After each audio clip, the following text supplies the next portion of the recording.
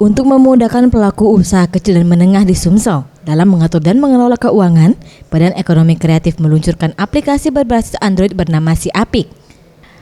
Eka Panlestari, Kasubag TU Akses Perbankan Bekraf mengatakan, aplikasi ini akan berada di bawah kontrol langsung Bank Indonesia, sehingga para pelaku usaha tidak perlu khawatir database dibobol. Aplikasi ini mempermudah pelaku UMKM dalam memonitor keuangan, mencatat laba rugi, arus kas, hingga neraca. Pelaku UMKM dapat mendownload aplikasi ini di smartphone berbasis Android dan iOS. Si Apik ini merupakan aplikasi yang dibuat oleh Bank Indonesia. Tujuannya itu untuk membantu para UKM bagaimana membuat laporan pencatatan keuangan. Selama ini kan UKM kita tuh hampir sebagian, hampir kayaknya nyaris 85% itu masalahnya mereka tidak mempunyai pencatatan keuangan. Dengan aplikasi ini, pelaku UMKM dapat membuat histori rekod keuangan usaha dengan mudah untuk evaluasi keuangan dan pengajuan pembiayaan ke perbankan maupun lembaga keuangan lainnya.